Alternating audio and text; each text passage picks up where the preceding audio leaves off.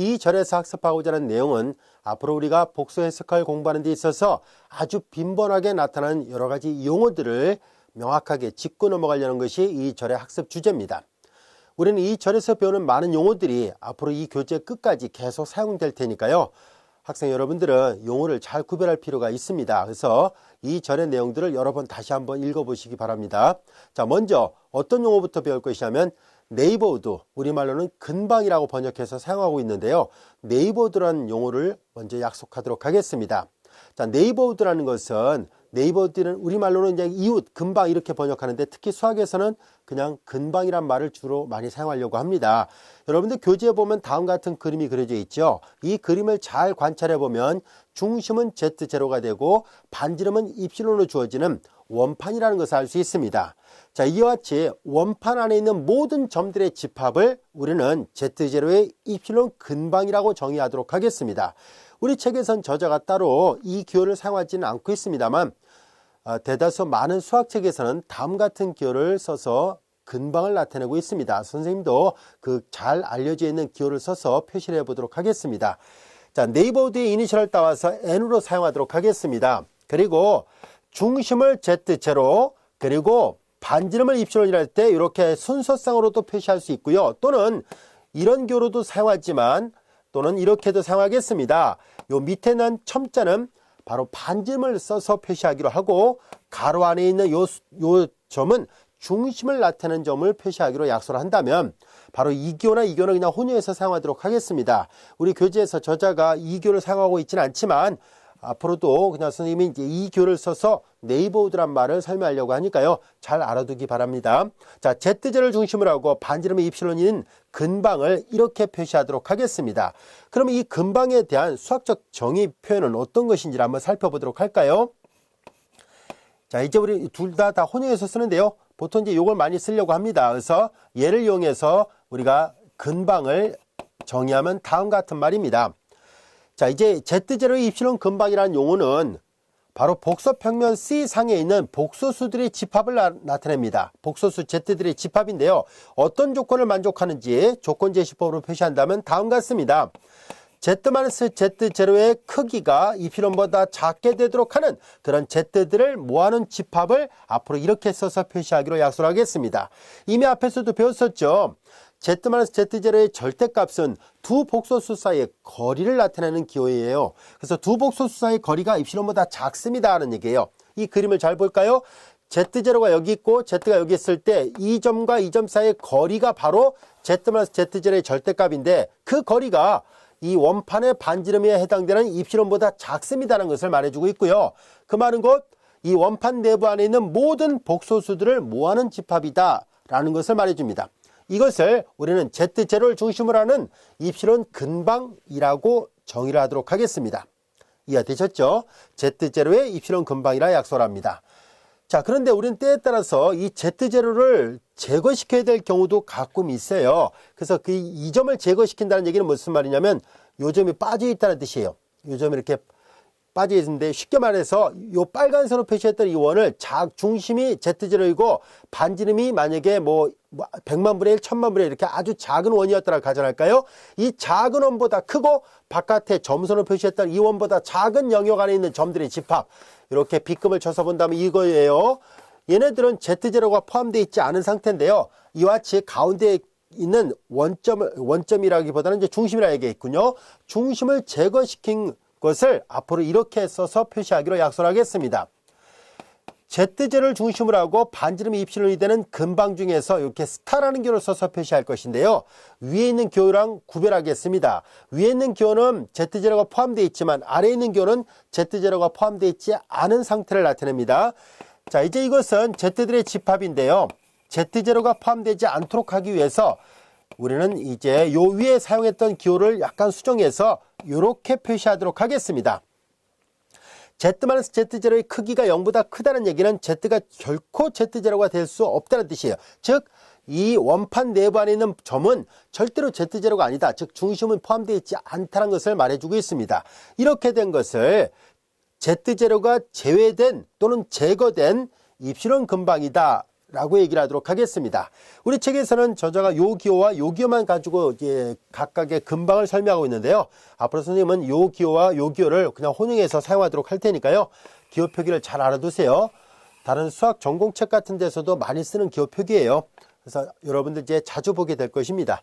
자, 이제 우리는 이렇게 Z면 Z제를 크기가 0보다 크고 입실론보다 작게 될 때 이것을 우리 보다시피 제외된 입실론 근방 또는 뚫리는 원판이다 라고 표현하도록 하겠습니다. 여기까지 이해되셨죠? 자, 이와 같이 네이버우드를 이용해서 우리는 몇 가지 용어들을 학습을 하려고 하는데요. 여기 나와 있는 내점, 외점을 이해할 때 방금 전에 약속했던 네이버우드란 말이 필요합니다. 우선 내점이란 말은 어떤 의미인지를 한번 살펴보도록 하죠. 하나의 집합이 있더라 보겠습니다. 어떤 집합이 하나 있습니다. 이 집합을 물론 복소수를 모아놓은 집합이라 보겠습니다. S라 표시를 하도록 하죠. 자, 그러면 S 안에 있는 임의의 어떤 복소수, 이게 복소수를 모아놓은 집합이에요. S 안에 있는 임의의 복소수를 Z0라 표시를 하겠습니다. 자, 이때 이 임의의 복소수 Z0가 바로 내점이다 라고 말하려고 하는데요. 인테리어 포인트라는 말을 할 때 말 그대로 안쪽에 있는 점이라는 뜻이에요.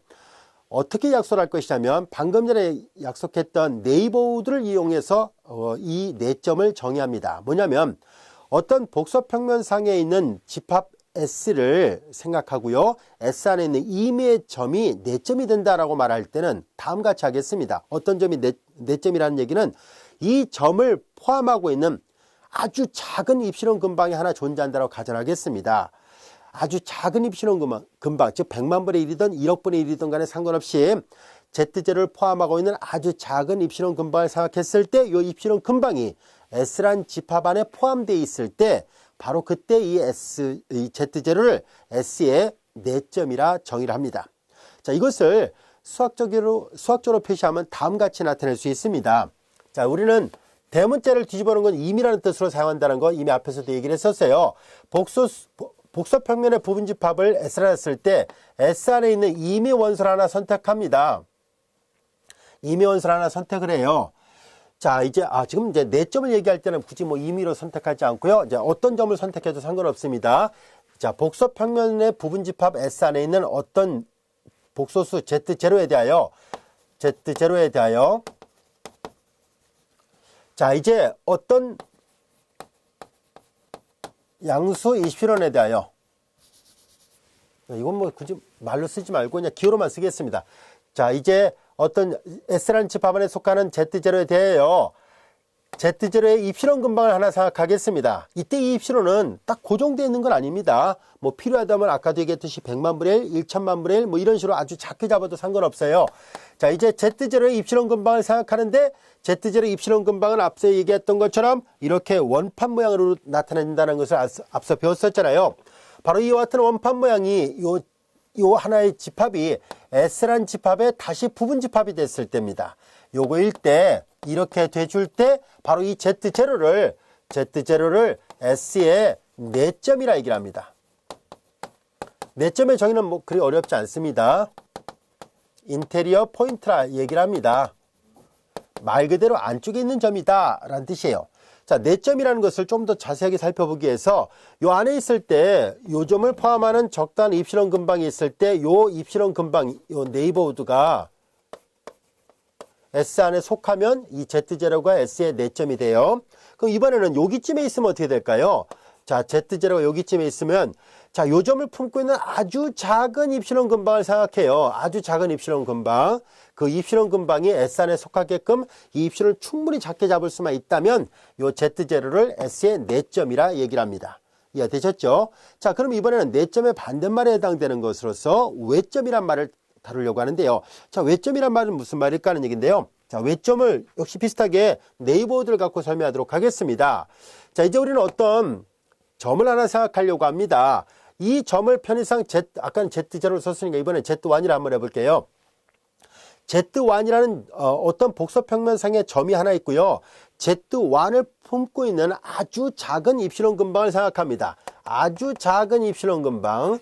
Z1을 품고 있는 아주 작은 입실론 근방을 이렇게 표시했을 때 만약에 이 Z1의 입실론 근방이 S 안에 어떤 점도 포함하고 있지 않다면은 그러면은 요 Z1을 익스테리어 포인트, 외점이라 얘기를 합니다. 아시겠죠? 자, 그래서 이걸 외점이라 얘기를 하겠습니다. 자, 정의 자체는 어렵지 않은데요. 한번 볼까요? 자, 이제 Z1을 어떤 Z1이 하나 주어져 있을 때 Z1의 입실론 근방을 하나 생각합니다. Z1의 어떤 입실론 근방이 결코 S에 포함되지 않을 때입니다. 이때 Z1을 우리는 S의 외점이라 얘기를 합니다. 인테리어 포인트를 내점이라 번역했듯이 익스테리어 포인트를 외점이라 번역해서 사용하고 있습니다. 즉 결과적으로 Z1이 S의 외점이 된다는 얘기는 Z1의 아주 작은 근방을 선택했을 때 그 근방 안에는 S안의 원소가 단 하나도 들어있지 않는 상태를 말합니다. 이해되셨죠? 자, 그것을 우리는 외점이라고 얘기를 합니다. 자, 이번엔 경계점은 뭘까 하는 얘기인데요. 경계점은요, 말 그대로 이 경계상에 있는 점을 말하는 거예요. 얘를 Z0, Z1을 썼으니까 편의상 Z2라 쓴다면 Z2에 이렇게 Z2에 아주 작은 입실론 근방을 하나 선택했을 때 이 Z2의 입실론 근방 안에는 S안의 원소도 포함이 되고요. 그리고 S의 원소가 전혀 아닌 S의 여집합 안의 원소를 포함하고 있는 상태. 이렇게 될 때, 즉 Z2의 입실론 근방이 S의 원소뿐만 아니라 S의 원소가 아닌 것도 포함하고 있게 될 때 이 점을 경계점이라고 얘기를 합니다. 이해되셨죠? 자, 그래서 바운더리 포인트란 말 이해할 수 있을 겁니다. 말로 설명했어요. 그러니까 Z2의 입실론 근방이 Z의 원소뿐만 아니라 Z의 여집합의 원소도 포함하고 있다면 그 Z2를 우리는 이 S의 바운더리 포인트다라고 표현합니다.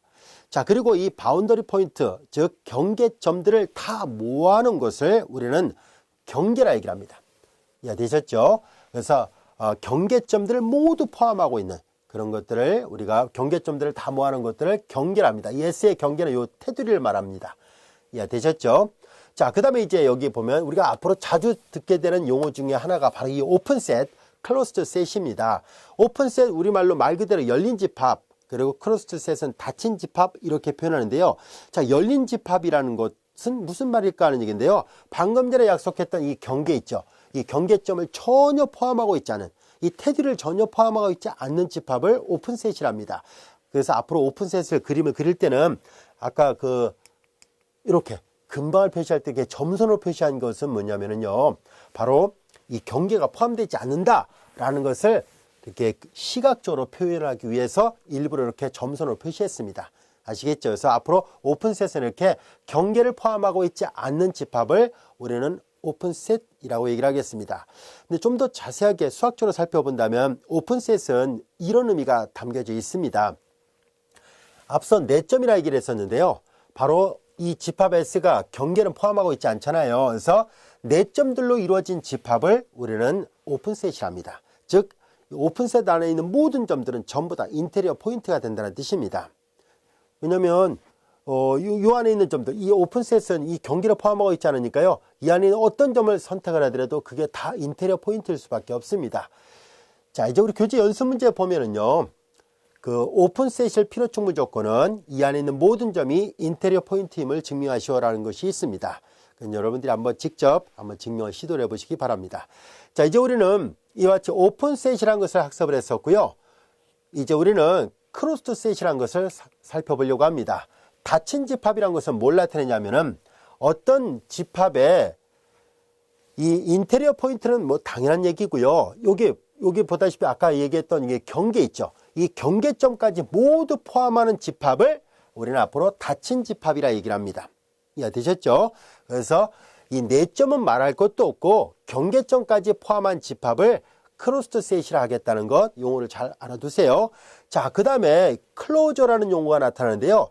우리가 보통 위상수학을 공부할 때도 이 클로저라는 말이 나타나는데 우리말로는 페포, 말이 좀 어렵죠. 그래서 페포라는 용어인데요. 이 클로저의 정의는 뭡니까 하면은 다음같이 약속되어 있습니다.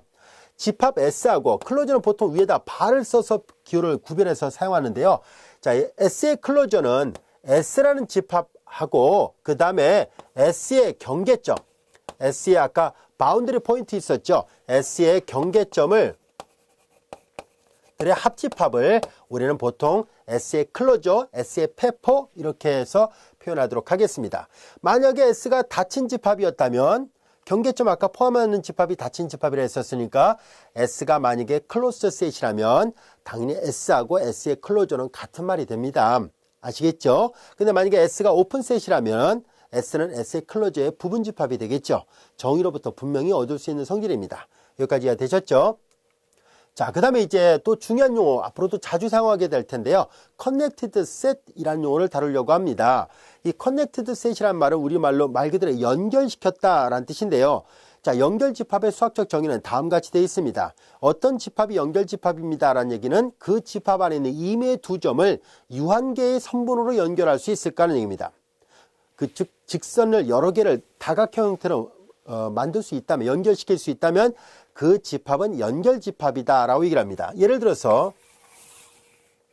여기 있는 원소하고 여기 있는 원소를 연결할 때 반드시 이렇게 직선으로만 하면, 직선 한 개로만 할 필요 없어요. 이런 식으로 이렇게 개수는 상관없습니다. 이렇게 다각형 선분을 몇 개를 사용하든 상관없는데요.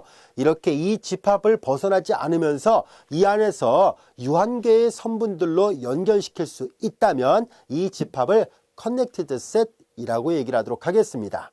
이해되셨죠? 그런데 이제 이렇게 이런 것 말고도 우리가 아까 제외된 근방 같은 걸 볼까요? 제외된 근방은 가운데가 뻥 뚫려 있거든요. 그러니까 여기에요.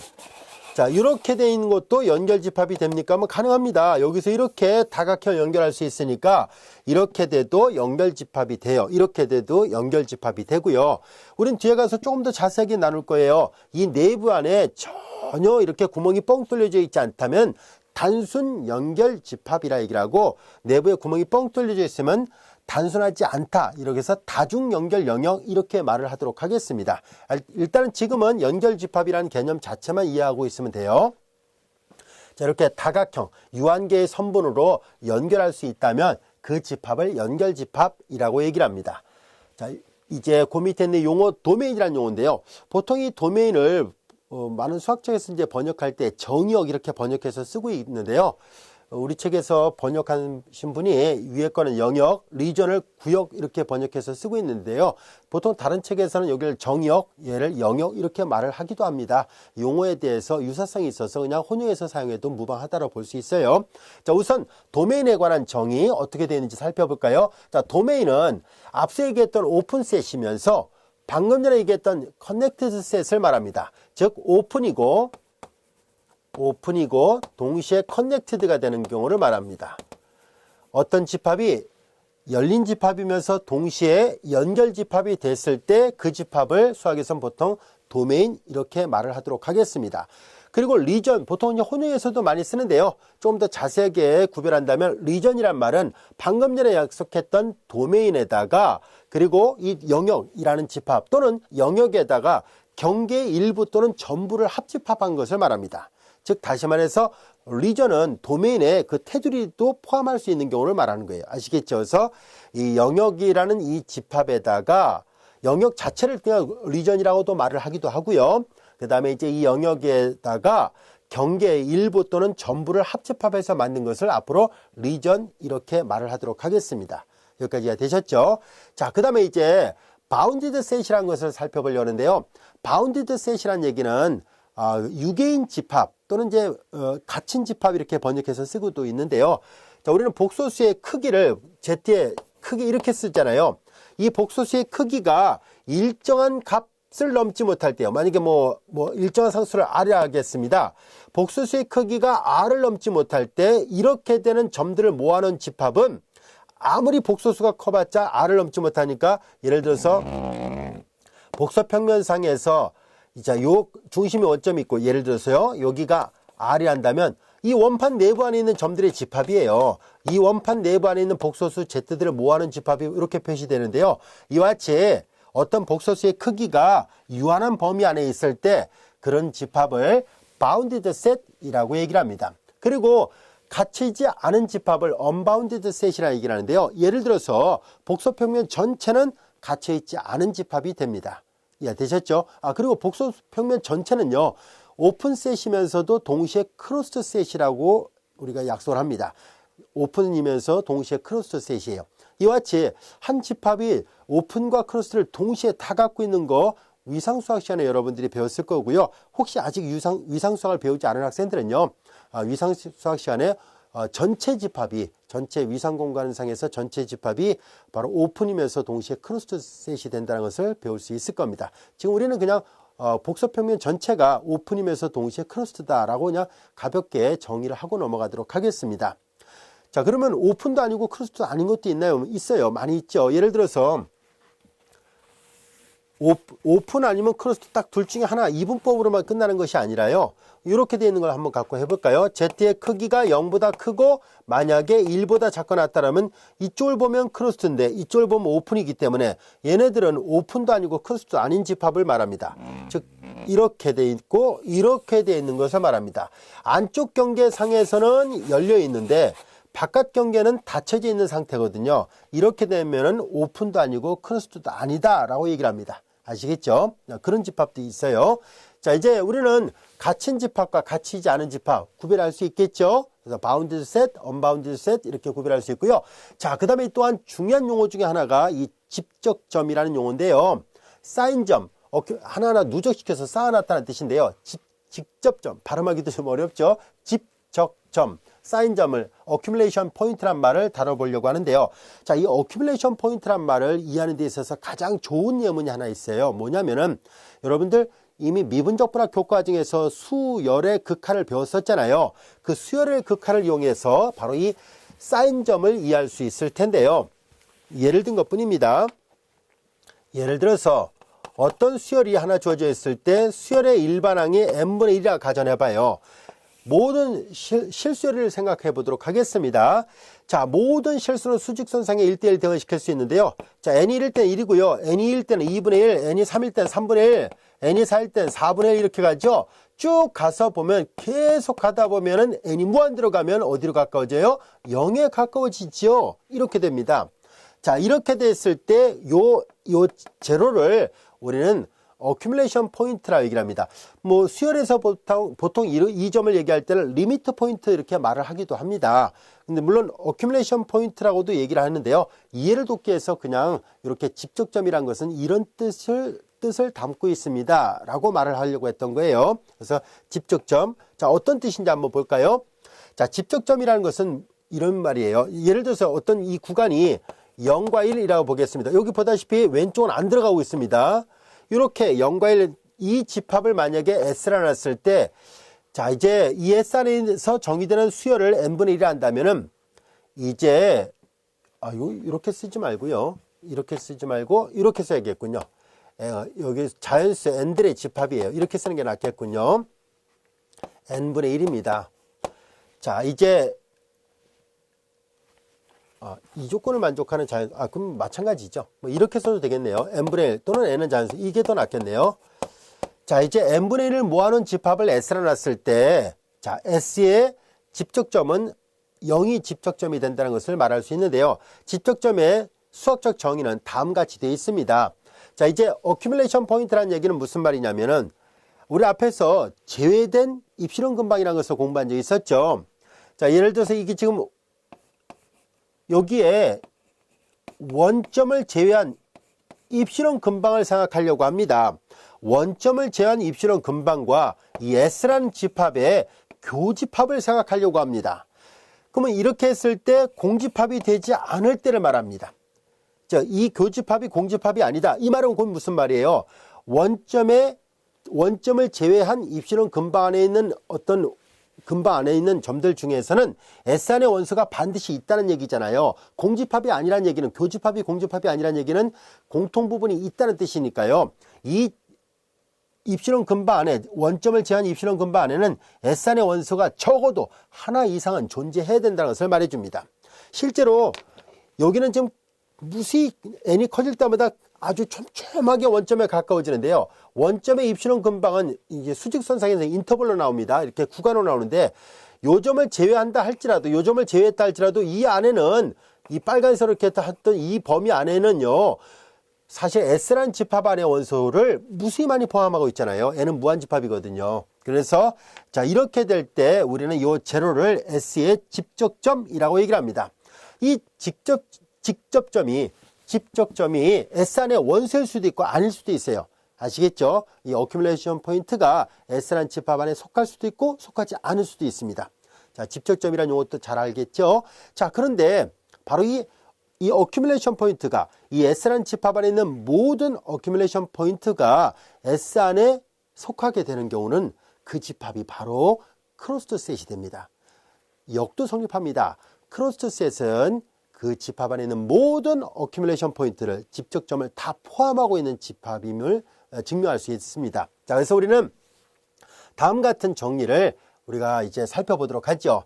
S가 클로즈드 셋, 닫힌 집합이기 위한 필요충분 조건은 S 안에 있는 모든 어큐뮬레이션 포인트들이 다 그 집합 안에 속해야 됩니다 라는 얘기예요. 자, 증명을 하도록 하겠습니다. 이 증명은요, 귀리법을 이용해서 증명하려고 합니다.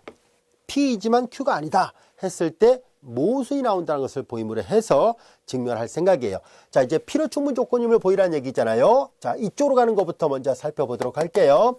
자, 이제 S가 닫힌 집합이면 사인점이 S에 속하는 것인가 라는 것을 하겠습니다. 자, 이제 우리는 P면 Q이다를 증명하려고 해요. 자, 그래서 이제 가정할까요? S가 닫힌 집합이라 가정하겠습니다.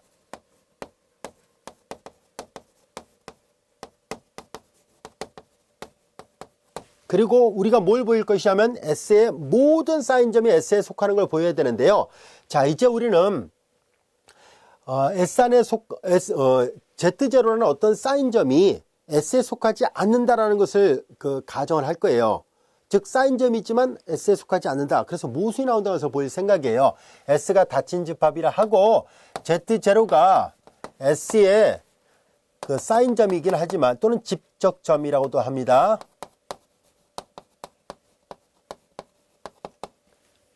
그러나 이 Z0가 S에는 속하지 않는다라고 가정을 하겠습니다. P면 Q이다가 돼야 되는데 P이지만 Q가 아니다라고 가정함으로 해서 모순이 나온다는 것을 보일 생각이에요. 아시겠죠? 자, 이제 이렇게 가정했어요. Z0가 S의 사인점이긴 하지만 Z0는 S에 속하지 않는다라고 얘기를 했었으니까 그렇다면은 이거 닫힌 집합이거든요. 닫힌 집합은 곧 뭐예요? 그러면 앞에서 얘기했던 것처럼 내점뿐만 아니라 경계점 모두 포함하는 집합이 바로 닫힌 집합이니까 그러면 이 Z0는 당연히 이 닫힌 집합 안에 속하지 않았다고 얘기를 했었는데요. 그럼 이 Z0는 경계상에 있는 점일 거 아닙니까? 그렇죠? 경계상에 있는 점. Z0는 그러면 경계점이 돼야 돼요.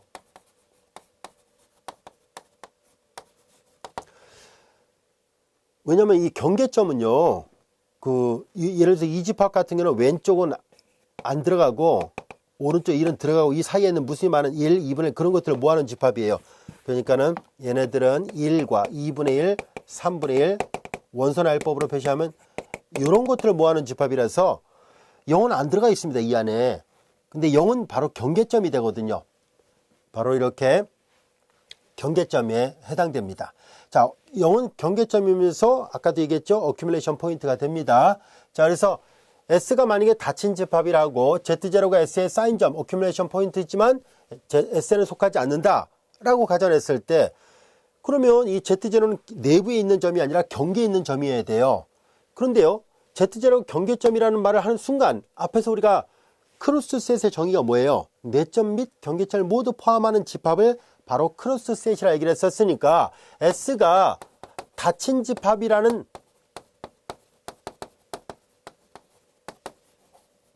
가정의 모순이죠. 가정의 모순이다라는 것을 알 수 있습니다. 왜냐하면 S는 분명히 닫힌 집합인데 어큐뮬레이션 포인트가 S 안에 속하지 않으면 경계점일 수밖에 없는데 그 S가 닫힌 집합이랑 경계점을 모두 포함하고 있어야 되는데 닫힌 집합이라 해놓고 나서 경계점이 포함이 안 된다는 얘기니까 모순이라는 것을 알게 됐습니다. 자, 이 말은 곧 그러면 S가 닫힌 집합이고 Z0가 S의 어큐뮬레이션 포인트가 맞다면 그 어큐뮬레이션 포인트는 S에 속할 수밖에 없다는 거예요. 아시겠죠? 자, 이제 그럼 P면 Q이다가 증명이 됐으니까 역도 증명을 해보도록 하죠. 이번에는 S의 모든 사인점이 S에 속하면 그 S가 닫힌 집합이라는 것을 보이도록 하겠습니다. 자, 이제 우리는 Z0가 자, 이제 S 안에 모든 사인점이 S에 속한다라고 가정하겠습니다.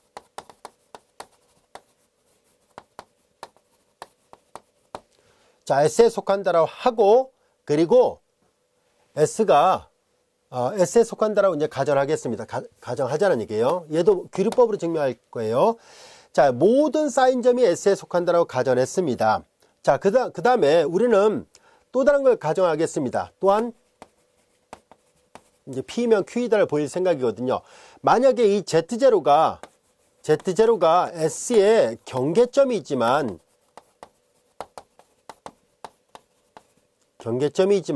이 Z0는 S에 속하지 않았다라고 가정하겠습니다. 이걸 왜 이렇게 가정했냐면 이 S가 우리가 모든 사인점이 S에 속한다면 S가 닫힌 집합이라는 걸 보여야 되잖아요. 닫힌 집합을 보일 때 Z0가 경계점이라면 Z0는 당연히 S에 속해야 되거든요. 경계점을 포함하고 있어야 되거든요. 닫힌 집합이라면. 근데 우리가 이렇게 가정하고서 쭉 문제를 풀어봤더니 모순이 나온다는 것을 보일 생각이에요. 그래서 Z0가 속하지 않는다는 것이라는 이 가정 자체가 모순이 됨으로 해서 경계점을 모두 포함하고 있어야 된다. 다시 말해서 S는 크로스 셋이 되어야 된다라고 결론을 내릴 생각이에요. 아시겠죠? 자, 그럼 한번 살펴볼까요?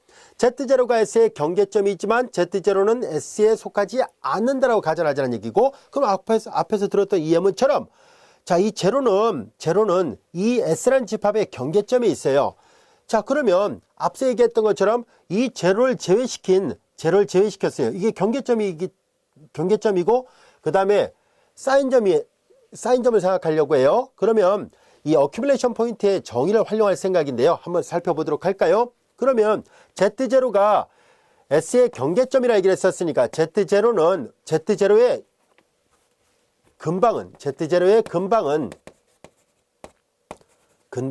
Z0의 근방은 반드시 S의 원소를 경계점이니까 앞에서 얘기했었죠. 경계점은 S의 원소를 포함하기도 하고 또 S의 여집합의 원소를 포함하기도 하잖아요. Z0의 근방은 S의 원소를 적어도 하나를 포함하고 있어야 돼요.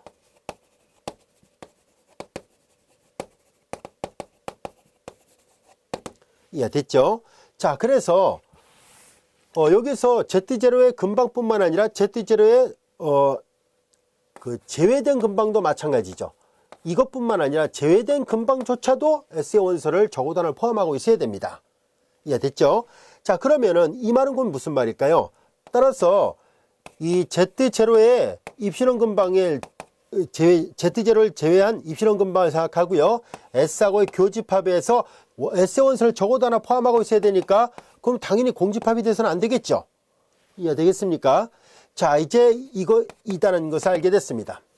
이 말은 그건 무슨 말일까요? 그건 Z0는 당연히 S의 집적점이라는 것을 말하잖아요. 그럼 S 안에 모든 사인점이 S에 속한다고 했었으니까 당연히 Z0가 S에 속해야 되죠. Z0가 집적점이었으니까 사인점이니까요. 근데 Z0가 S해야 되는 거는 방금 전에 뭐예요? 이게 속하지 않는다라고 하자라고 했던 이것은 가정의 모순입니다. 가정의 모순이 얻어졌다는 얘기는 이 가정이 잘못됐다는 뜻이에요. 즉 S 안의 모든 어큐뮬레이션 포인트가 그 집합 안에 속한다면 그 집합은 경계점을 선택했을 때 경계점이 S 안에 속해야 돼요. 다시 말해서 크로스드 셋이 되어야 됩니다 라는 것을 알 수 있었습니다. 여기까지가 됐죠.